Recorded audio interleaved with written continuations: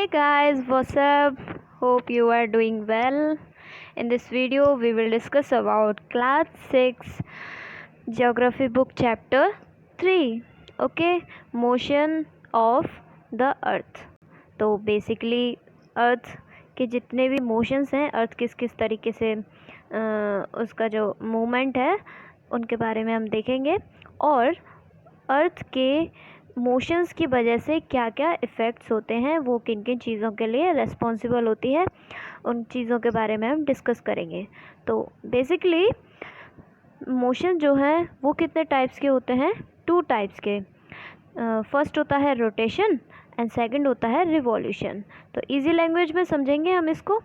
Rotation का मतलब होता है जब कोई भी चीज़ अपनी ही जगह घूमती है, मतलब नॉट किसी चीज़ के चारों तरफ परिक्रमा ना लगा करके सिर्फ वो अपनी जगह घूमती है, गोल गोल गोल। Okay, the movement of the earth on its axis, मतलब अपने अक्ष पर पृथ्वी का मूवमेंट, पृथ्वी का घूमना। ओके, तो ये क्या कहलाता है? रोटेशन। एंड देन सेकंड जो है वो है रिवॉल्यूशन। वो होता है, रिवॉल्यूशन का मतलब जब कोई भी चीज़ किसी दूसरी चीज़ को केंद्र बिंदु मान के उसके चारों तरफ चक्कर काटती है। तो हमारी अर्थ जो है वो किसको केंद्र बिंदु मान के चक्कर काटती है? सन को केंद्र बिंदु में मान के चक्कर काटती है। तो इसको क्या कहते हैं? रिवॉल्यूशन। तो बेसिकली जो हमारी अर्थ है वो एक ऑर्बिटल प्लेन में रिवॉल्व करती है, जो कि लगभग कितने डिग्री पे काउंट किया जाता है? लगभग 66.5 डिग्री पे काउंट किया जाता है। As you can see in this picture कि हमारी जो अर्थ है वो कितने एक्सिस पे झुकी हुई है? वो झुकी हुई है 23.5 डिग्री पे। तो आपको प्रीवियस चैप्टर में बताया था कि इक्वेटर जो है वो 0 डिग्री पे है, एंड अगर हम पोल्स को कंसीडर करते हैं तो 90, एंड जो झुकाव है पृथ्वी का वो करीब 23.5 डिग्री पे है। एंड ये चीज़ क्या है? 23.5 आप यहाँ देख सकते हैं। एंड और ये चीज़ क्या है? 66.5। तो इसको हम कहते हैं ऑर्बिटल प्लेन। ओके, अब इसके बाद में जब हमारी अर्थ सन के चारों तरफ रिवॉल्व करती है और अपनी जगह रोटेट करती है, अपनी जगह घूमती है, तो इससे क्या होता है? डे और नाइट बनते हैं। तो बेसिकली जो डे और नाइट के जो जोन होते हैं उन्हें क्या कहते हैं हम? Circle of illumination. इल्यूमिनेशन का मतलब होता है लाइट। ओके, मतलब जो लाइट का जोन होते हैं, जैसे डार्क जोन है और लाइट जोन है, तो इनको मिलाकर क्या बनेगा? Circle of illumination. ओके, जो कि जो पार्ट अर्थ का सन के सामने होता है वहाँ क्या रहता है? उस टाइम डे टाइम रहता है, और जो अपोजिट साइड होती है वो क्या रहती है? वो डार्क रहती है। तो चलिए आगे चलते हैं। तो बेसिकली जो है हमारी अर्थ को सन के अराउंड रिवॉल्व करने में कितना समय लगता है? कितना समय लगता है? उसको लगभग 365 डेज एंड 1.5 डे का टाइम लगता है। ओके, मतलब लगभग 365 दिन, 5 घंटे 48 मिनट और 45.51 सेकंड का समय लगता है हमारी अर्थ को सूर्य के चारों तरफ चक्कर लगाने में, यानी रिवॉल्यूशन में। तो अगर हम इसको काउंट करते हैं इजी लैंग्वेज में, अगर हम इसे बोलें तो इसको करीब 365.25 डेज़ का समय लगता है। तो अब इसको अगर और कैलकुलेशन की जाती है तो क्या है? 0.25 को अगर हम 4 बार जोड़ेंगे तो क्या बनेगा हमारा? 1। तो यही इसी वजह से रिस्पॉन्सिबल होता है कि हर एक 4 साल बाद लीप ईयर आता है, जिस दिन साल में कितने दिन माने जाते हैं 366, क्योंकि वो पिछले 3 साल जो निकल कर गए हैं उनमें से एक चौथाई दिन मिलकर क्या बना लेता है, एक दिन बना लेता है, और वो आने वाली चौथी साल में उसमें ऐड हो जाता है। तो ये थी कुछ बात काम की। तो चलिए आगे चलते हैं, let's see about this. And सबसे इम्पोर्टेंट है इसमें कि जो हमारी अर्थ रिवॉल्व करती है वो किसके लिए रिस्पॉन्सिबल होती है, डे एंड नाइट के, मतलब जो रोटेशन एंड रिवॉल्यूशन जो रिस्पॉन्सिबल होते हैं डे एंड नाइट के लिए होते हैं। ओके, और इसी की वजह से जो वेदर्स होता है, क्लाइमेट होता है, वो सब चेंज होता है। तो इस डायग्राम की हेल्प से हम उसको समझने की कोशिश करेंगे। अब बेसिकली हमारा अर्थ 21 मार्च के समय, यानी इक्विनॉक्स कहते हैं हम उसे, तो बेसिकली ये जो टाइम है यहाँ से क्या शुरू हो जाता है, यहाँ पे स्प्रिंग की स्टार्टिंग हो जाती है। एंड फिर हमारी अर्थ जो है देन सन के अराउंड अपनी ऑर्बिट में क्या करती है, रिवॉल्व करते करते जब समर का टाइम आता है तो नॉर्दर्न हेमिस्फीयर में तो क्या रहती है, समर रहती है, और विंटर इन सदर्न हेमिस्फीयर। मतलब अगर हम अपने केसेस में कंसिडर करें तो लगभग हमारे जोन में इस टाइम क्या रहेगा, गर्मी रहेगी, यानी 21 जून के समय, जिसे साल का सबसे बड़ा दिन भी माना जाता है। ओके, तो ये और जो है विंटर इन सदर्न हेमिस्फीयर।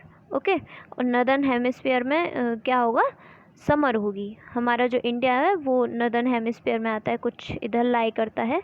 और फिर उसके बाद में रिवॉल्व करने के बाद लगभग एक डेट आती है 26 सितंबर, देन अगेन क्या आ जाता है, ऑटम सीज़न आ जाता है। ओके, ऑटम मतलब पतझड़ का सीज़न। ओके, देन फिर आगे रिवॉल्व करते करते जब एक अपनी साइकिल पूरी करने वाली होती है तो फिर क्या आता है, एक डेट आती है 22 दिसंबर, जिसे हम विंटर सोल्स्टिस कहते हैं। इसमें क्या है कि रात जो है 22 दिसंबर की जो रात होती है वो बहुत ज़्यादा लंबी होती है। जैसे 21 जून को क्या है, दिन लंबा होगा, ऐसे ही 22 दिसंबर की रात जो है वो बड़ी होती है। इसको क्या कहेंगे, विंटर सोल्स्टिस। तो नॉर्दर्न हेमिस्फीयर में क्या होगा, विंटर होगा। आप समझ ही गए होंगे, हमारे यहाँ पे जो है दिसंबर, नवंबर, दिसंबर, जनवरी के टाइम पे क्या होते हैं, विंटर्स होते हैं, क्योंकि हमारा जो इंडिया है वो नॉर्दर्न हेमिस्फीयर में लाई करता है। एंड सदर्न हेमिस्फीयर में क्या होगा, समर होगा। तो फिर उसके बाद में ये रिवॉल्व करके देन ये साइकिल कंटिन्यू चल रही है और कंटिन्यू चलती रहेगी। ओके, ये थी कुछ इम्पोर्टेंट चीज़ें। तो चलिए आगे चलते हैं। अब आप जैसा कि आप इसमें देख सकते हैं कि मैं आपको ऑलरेडी बता चुकी हूँ लीप ईयर के बारे में, जो कि 366 डेज़ होते हैं लीप ईयर में, जो कि पिछले जो 3 साल गुजर चुके होते हैं उनके एक चौथाई दिन को मिला करके एक दिन बनता है, जो कि चौथे साल में ऐड हो जाता है, जिससे क्या बनता है, लीप ईयर। ओके, देन अब ये तो था रिवॉल्यूशन का। अब रोटेशन में कितना टाइम लगता है हमारी अर्थ को अपनी अक्ष पे घूमने में। ओके, अपनी जगह पे, तो उसको तकरीबन 24 घंटे लगते हैं। तो ये 24 घंटे इजी करने के लिए बोल देते हैं, लेकिन अगर हम इसे थोड़ा डीप में पढ़ें तो लगभग लगते हैं 23 घंटे 56 मिनट 4.091 सेकंड का समय लगता है हमारी अर्थ को अपने एक्सिस पे रोटेट करने में। ओके, रोटेशन यानी घूर्णन गति या फिर दैनिक गति भी कहते हैं। ओके, और जो रिवॉल्यूशन होता है उसको हम परिक्रमण गति कहते हैं। ओके, तो ये कुछ इम्पॉर्टेंट बातें थी। It is clear that the earth is going around the sun in a elliptical orbit. अब हमारी जो अर्थ है वो सन के अराउंड एक एलिप्टिकल ऑर्बिट में क्या है, रिवॉल्व करती है। तो एलिप्टिकल कैसे समझेंगे हम इसे? ये सर्कुलर शेप तो है इसकी, लेकिन नॉट कंप्लीट सर्कुलर। ओके, इसकी जो है कुछ इधर साइड से ये बल्ज आउट होती है एंड इधर साइड से कुछ श्रिंक, मतलब एज अगर कंसीडर करें हम इसे तो एग जो होता है उसके शेप से कंसीडर किया जा सकता है। ओके, तो चलिए आगे चलते हैं।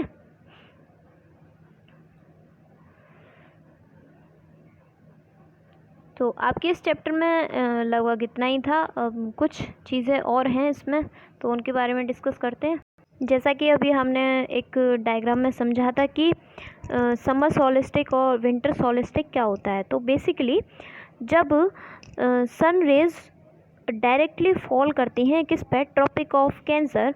तो ट्रॉपिक ऑफ कैंसर जो है वो हमारे इक्वेटर के नीचे जो लगभग 23.5 डिग्री पे जो लाइन गुजरती है वो है ट्रॉपिक ऑफ कैंसर, यानी ये वाली लाइन।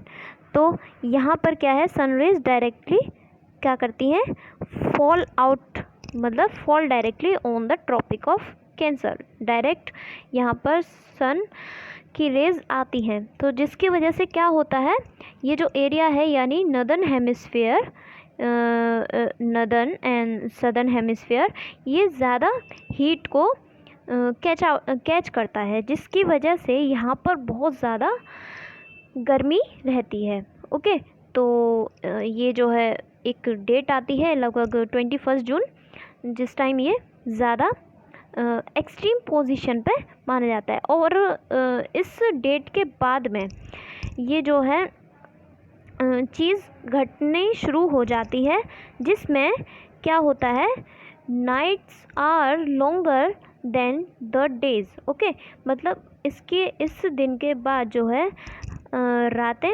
लंबी होने लग जाती हैं दिन के अकॉर्डिंग, दिन के मुकाबले। ओके, तो इसको क्या कहेंगे हम, समर सॉलिस्टिक्स।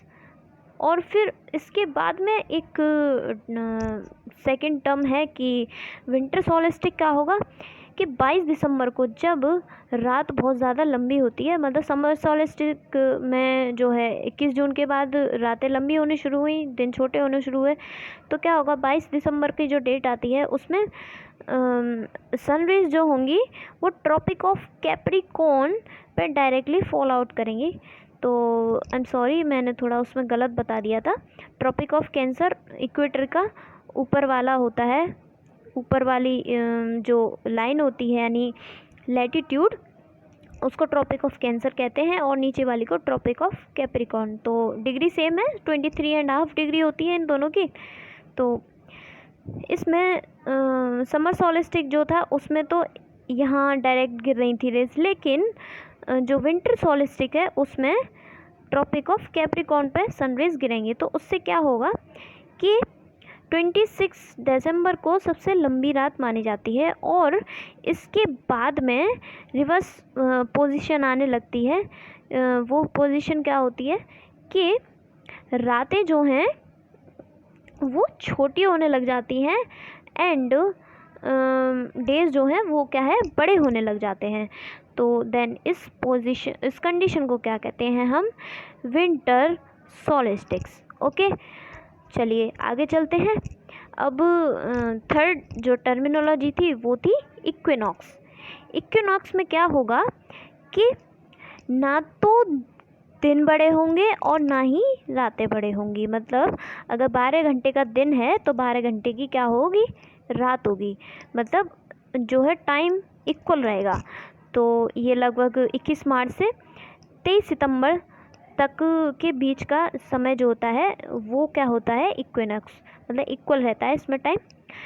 अब इसमें सबसे इम्पोर्टेंट चीज़ ये है कि ये इम्पोर्टेंट क्यों है कि हमारी अर्थ रिवॉल्व करे या रोटेट करे, मतलब दोनों ही करती है, रिवॉल्यूशन भी करती है, रोटेशन भी करती है। तो ऐसी क्या इम्पोर्टेंस है कि ये होना ज़रूरी है? अगर ये नहीं होगा तो क्या क्या इफ़ेक्ट्स हो सकते हैं? तो अगर ये नहीं होगा तो इफ़ेक्ट सबसे पहला ये होगा कि जितने भी वेदर के चेंजेस होते हैं या फिर क्लाइमेट के लिए रिस्पॉन्सिबल होता है, क्योंकि कभी ऐसा टाइम आता है कि अर्थ का नदर्न हेमिस्फीयर सन के डायरेक्ट कांटेक्ट में होगा, मतलब वहाँ पे सन रेज ज़्यादा गिरेंगी, और सदर्न हेमिस्फीयर जो है वो डार्क में होगा। तो इसकी वजह से, रोटेशन एंड रिवॉल्यूशन की वजह से, एक तो डे अगर ये बंद हो जाएगा तो डे और नाइट नहीं होगा।